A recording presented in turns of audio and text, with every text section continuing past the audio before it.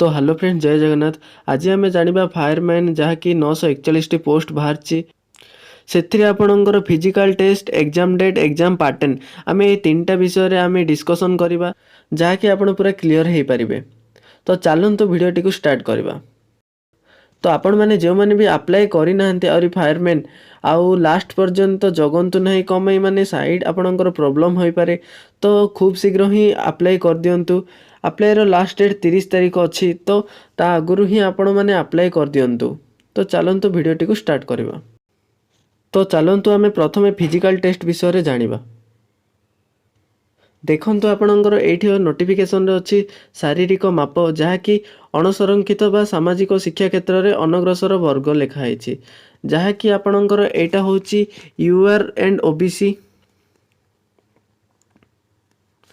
जहाँकि आपणकर हाइट मागी 168 सेंटीमीटर एवं वेट आपणकर 55 किलोग्राम होइतिबार अछि एवं आपणकर चेस्ट जहाँकि 79 नॉर्मल एंड एक्सपैंड करले आपणकर 84 सेंटीमीटर होतिबार अछि।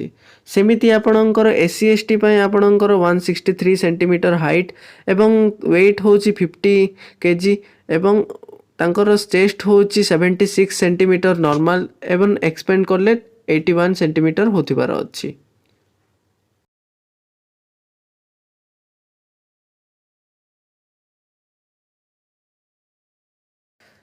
तापर आपणकर रहिला शारीरिक दक्षता परीक्षा जहाँकि आपणकर प्रथमे बाली बस्ता बोहिबा केवल आग्निक पदवी पाए। फायरमैन पाए आपणकर 63 केजी आपण बाली बस्ता को 100 मीटर दूर बोही नबा पड़ो। 60 सेकेंड रे आपण एटा को कंप्लीट करेंगे ताहले आपण एथिरे पास क्वालिफाई करि परिबे। जदि 60 सेकेंड रो अधिक समय लागिले आपण अयोग्य होई पारंती। देन आपणकर सेकेंड रे रहिला आपणकर रस्सी चढ़िबा जहाँकि आपणक भूमि ठारू 6 मीटर पर्यंत ऊपर को चढ़िबा को पड़िबो। केवल आपण हाथ द्वारा चढ़िबा को होइबो। एथिरे आपणको 3टा चांस दिया जिवो जहाँकि आपण 3टा चांस भितरे आपण एई 3टी चांस मध्य रे आपणको 6 मीटर उच्च को रस्सी सहायता रे चढ़िबा को पड़िबो। भूमि रू आपणको 6 मीटर उच्च को रस्सी द्वारा चढ़िबा को पड़िबो जहाँकि आपणको 3टा चांस दिया जिवो। देन आपणकर रहिला एडा संतरण जहाँकि स्विमिंग आपणकर रहिला 100 मीटर। एडा आपण 8 मिनिट रे 100 मीटर दूरता रे स्विमिंग करबा पड़िबो जहाँकि आपणको 8 मिनिट भितरे आपण 100 मीटर कंप्लीट करबा पड़िबो, नचेत आपण अयोग्य विवेचित हेबे। देन आपणकर रहिला 4 नंबर रे आपणकर रनिंग रहिला जहाँकि 1.6 किलोमीटर अच्छी। 1.6 किलोमीटर आपणको 7 मिनिट रे क्वालिफाई करबा पड़िबो, नचेत जदि 7 मिनिट रो अधिक हुए तो अयोग्य होई पारंती। देन आपणकर रहिला लॉन्ग जंप रे आपणकर 3.66 मीटर अच्छी जहाँकि आपणको 3 गोटी चांस दिया जिवो। 3टा चांस मध्य रे आपण क्वालिफाई करि परिबे। देन आपणकर एडा रहिला क्रॉस कंट्री जहाँकि 5 किलोमीटर दूरता को 25 मिनिट रे क्वालिफाई करबा को पड़िबो। देन आपणकर एटा होची आपणकर फायरमैन ड्राइवर पोस्ट पई गाड़ी चालना परीक्षा। देन आपण फिजिकल टेस्ट रे क्वालिफाई हैला परे आपणकर डाक्टरी परीक्षा जहाँकि मेडिकल टेस्ट हबो। देन आपणकर एग्जाम डेट विषय जानिबा।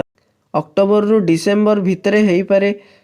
एटा पूरा 90% चांस अच्छी अक्टोबर मंथ रे हेई पारे। तो आपण मानको ए एग्जाम टी क्वालिफाई करबा पय पड़िबो। आपणकर जस्ट एबे डिस्ट्रिक्ट पुलिस एग्जाम होइतिला जहाँकि से टाइप आपणकर पेपर आसी पारे जहाँकि ए एग्जाम टी इजी रहउची। आपणकर फायरमैन पय आपणकर रहउची इंग्लिश और ओडिया भाषा। देन आपणकर जीके रहउची। देन आपणकर कंप्यूटर रहउची। देन आपणकर एटा आपणकर फायरमैन रो आपण ड्राइवर पोस्ट पाई जहाँकि इंग्लिश किंबा ओडिया रहउची।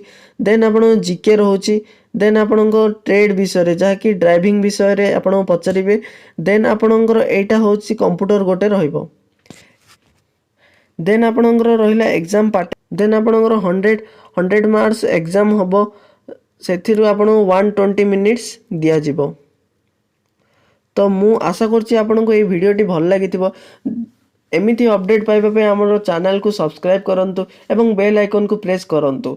जदि भी आपनको किछि डाउट थाए आपण माने कमेंट रे जणांतु, आमे निश्चित आपनको रिप्लाई देबो। धन्यवाद।